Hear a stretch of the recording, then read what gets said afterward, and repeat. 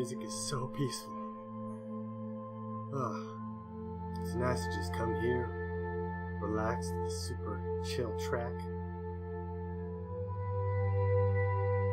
Yeah, turn it up a little bit and kind of let it swell.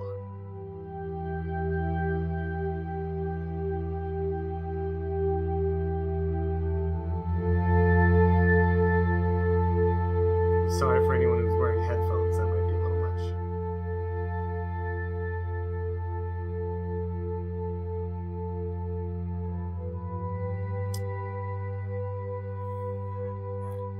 Seb Tyler. Hey man, not sure we've ever met. Not sure if it's a pseudonym for somebody I have met. Good to see ya. Thanks for stopping by.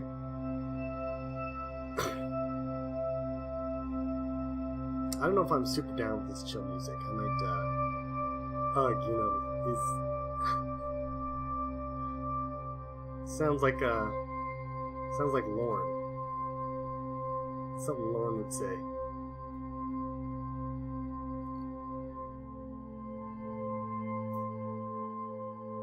I don't know, this music's putting me to sleep. I might change it up. Oh, hey everybody. I'm just gonna change the music to something to get my spirits up a little more here.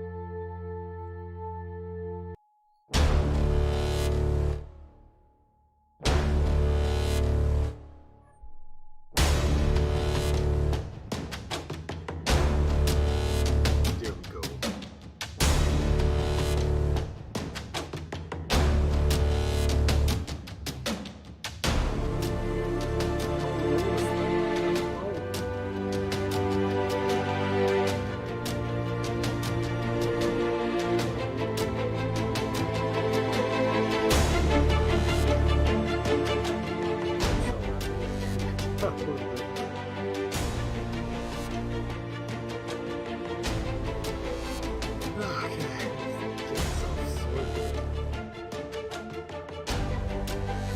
Some of these days it feels like I just want to sleep the whole day. I want to pass the time.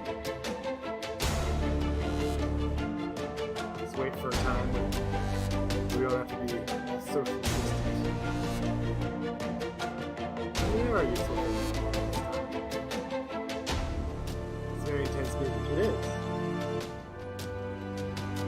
Kind of reminds me of like I don't know if you guys ever get the chills when you open up a Halo menu screen, like the game Halo. That music is amazing. I should play it. Lindsay keep talking in Russian. See?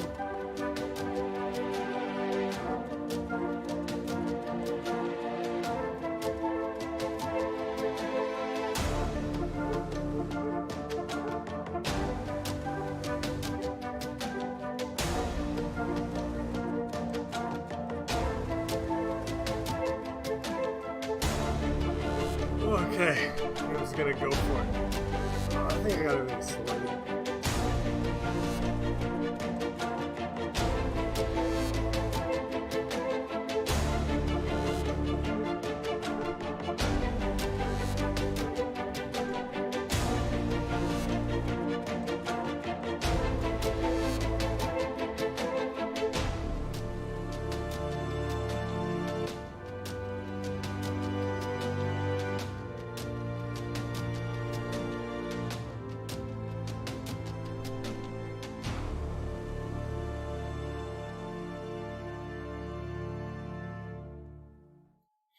Okay, guys. When we get started, I'm not gonna lie, for like 2 minutes there, I was just zoning out to that epic music. It's like super cool. Looks like we're attracting a worldwide audience today. All these, we got some peeps from Russia, some peeps from, looks like Korea. It's kind of dropping in here. Good to see you guys. Good to see you guys. Okay, if you guys aren't set up on the Discord, you should probably do that already. But I think everyone who's on is Russian troll spies. Yep, Absolutely. Okay. Oh my goodness, I'm gonna get stuff started here. So, I'm gonna be making a little bit of an announcement on Sunday. They've given me the chance to do announcements, so I'm gonna be asking everybody's parents to give me their contact information. I'm gonna be begging because me and the leaders want to contact you guys. We might not always have the time for it, but we want to see how you're doing. We want to know how your faith is faring in these times. We want to know you are cared for. In all ways, we want to make sure you're sorry, I'm getting distracted by some of the leaders are talking in the Discord chat, and it's thanks. Okay. Sorry, I just lost my train of thought. So yeah, gonna be doing an announcement on Sunday. Make sure your parents are watching for that, because if they're not, then this is pointless. There's no reason for me to. Okay. What else is going on? Oh, it's Thomas's birthday tomorrow. Happy birthday, Thomas. We'll probably talk more about that in small group when we're trying to figure out what we're going to do for that. This is a weird thing in this time, figuring out how we are going to do celebrations. Because if this was just an ordinary Wednesday, I would just buy you guys ice cream cake, or the congregation would buy you ice cream cake, and then we would eat that. But I mean, I have nothing wrong with eating my own ice cream cake to celebrate Tom's birthday, but it's just not the same. We want to show you guys that we care about you. So yeah, Thomas, we'll chat about that. Hopefully you're in the Discord after this, and if you don't hear this announcement because you're playing Arma again, that's totally, yeah, I'm going to get on your back about that. Okay. You know, let's open in some prayer. If you guys have Bibles with you, or if you're watching on a browser or whatever, flip or search up Romans 10. We're going to be going verses 5 to 13, just a little chunk, just a little paragraph today, bite-sized, easy to digest. But before we do that, we're going to pray because I know I need it. It's been one of those days. I've been getting those. Because I'm an extrovert, I need to be with people, and so this time, every once in a while, there's a day where my feeling's just off. Today is one of those days, and I don't want it to get in the way of what we're doing here, so I'm not the greatest at faking my feelings or how, just how I'm feeling, so I'm gonna need God's help to make sure that doesn't distract from what's going on here, from what he has to say today. So yeah, I'm just going to pray real quick. God, we thank you that we can meet in this way, in any way, while we're stuck in our homes. God, I pray that we wouldn't be distracted. God, that we'd be able to focus on who you are and what you are saying through your word. God, and it's getting harder as every day goes by to keep focused, to get things done, to keep our mind fixed on any one thought. It's some of us are experiencing like some kind of form of cabin fever or something. I know some of us are doing really well during this time, and God, we thank you for that. Yeah, God, tonight I pray that we would feel loved by you. We would feel loved from each other, God, in our small groups. God, that you would guide our minds and our hearts to a place where we are drawn closer to you and an understanding of you. God, we pray these things in your name. Amen. Okay. So, you know what? I'm just going to read the passage. It's really short. I'm not going to put it up on the screen because I didn't prepare it. You know what? Let's see if I can do that. Let's just flip it to here real quick. Flip it to here. Boom, bam. Thank you, ma'am. There it is. Barely any prep. I'm able to throw this up. Isn't technology something? There it is. That's amazing. And that's very small text. Let's get that a little bigger. Too much. Okay. Alright, get her small again. Okay, alright, there we go. That'll work. Okay. Is this going to be this little section here? Oh, wait, why you... Stop that. Okay. So this is chapter 10, verses 5 to 13. For Moses writes about the salvation... Okay, a little bit of context. This is just like... Paul is currently talking about his people, the people of Israel, and how they relate to the revelation Christ has given of in regards to like the purpose of salvation in the law. So, for Moses writes about the righteousness that is based on the law, and the person who does the commandments shall live by them. But the righteousness based on faith says, do not say in your heart, who will ascend to heaven? Okay, one sec. I think I've skipped an entire line. For Moses writes about the righteousness that is based on the law, that the person who does the commandments shall live by them. Okay, but the righteousness based on faith says, do not say in your heart, or do not say in your heart, who will ascend to heaven? That is, to bring Christ down. Or, who will ascend to the abyss? That is, to bring Christ up from the dead. But what does it say? The word is near you, in your mouth and in your heart. That is, the word of faith that we proclaim. Because if you confess with your mouth that Jesus is Lord, and believe in your heart that God raised him from the dead, you will be saved. Augustine, those are my cookies. Back off. Where were we? Sorry, my cat. For with the heart one believes and is justified, and with the mouth one confesses and is saved. For the scripture says, everyone who believes in him will not be put to shame. For there is no distinction between Jew or Greek. For the same Lord is Lord of all, bestowing his riches on all who call on him. For everyone who calls on the name of the Lord will be saved. Okay, so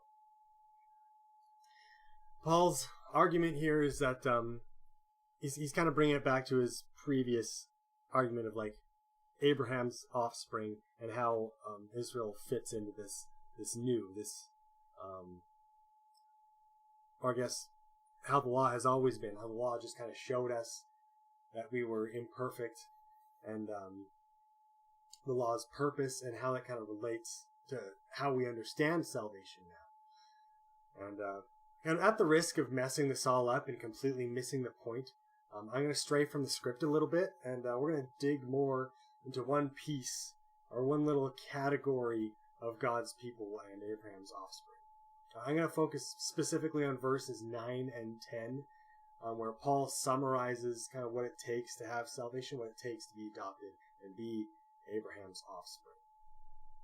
So we're going to look really quick. So verse 9 and 10, if you guys aren't reading along, it says, because if you confess with your mouth that Jesus is Lord and believe in your heart that God raised him from the dead, you will be saved. For with the heart one believes and is justified, and with the mouth one confesses and is saved.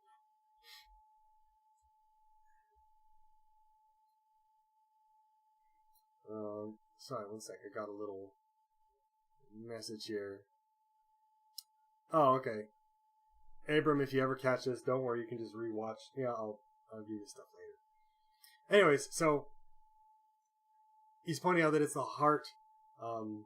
It needs to happen in the mind and the heart, and through all that, you'll be proclaiming with your mouth. There's a lot of elements going on here. You can't just pay it lip service.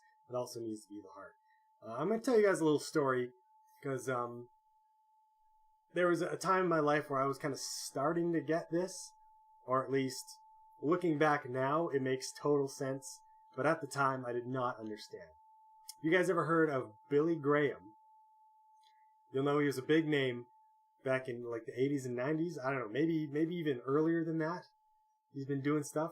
Anyways, there was this big thing, this Billy Graham crusade. He would go, there'd be a massive presentation, there'd be a gospel presentation. People would get pamphlets or have people come and lead them to Jesus, and that sort of thing. And I was at one of these. It's a long story how I got there, not important, but I was about like 10 years old, or like maybe 8. Like I can't remember exactly. While I was thinking of this story, I can't remember when it was, but I remember it was at the Saddle Dome in Calgary, massive stadium. I was up in the chairs somewhere, but I remember migrating down to the standing space in front of the stage, and there was like there was some kind of person was on stage talking about meeting with their volunteers and filling out this like "I accepted Jesus" paper plaque. I don't remember really anything they said. I just remember there was like a lot of hype. Like it was big. I was feeling it. Everybody was feeling it. And my older sister was there, and we were both like really excited to fill one of these things out for some reason. Okay. One sec. Augustine, say hi to everybody. Hey. He's trying to steal my cookies. I have some Subway cookies here that I got for my birthday, and he's trying to take them. Yeah, sorry, bro. So anyways, the room was like absolutely electric. Like people were people were just really wanting to do whatever the person on stage was saying. And so yeah, eventually at one point they just like released a whole bunch of volunteers onto the crowd, and they started like meeting with people, and one of those volunteers came out and like with a big smile held a sheet out to me and was like, do you want to be led to Christ? And I was like, of course. Like, doesn't anybody like? Can't you feel the love tonight? Like, let's jump on this. So there was like a few steps they led me through to get this paper plaque. And I was super excited. Me and my sister ran back to my dad with these plaques, and I remember kind of the look of confusion once he received this plaque. He kind of set down the plaque and looked at me and my sister, and he was like, asked, why did you guys get these?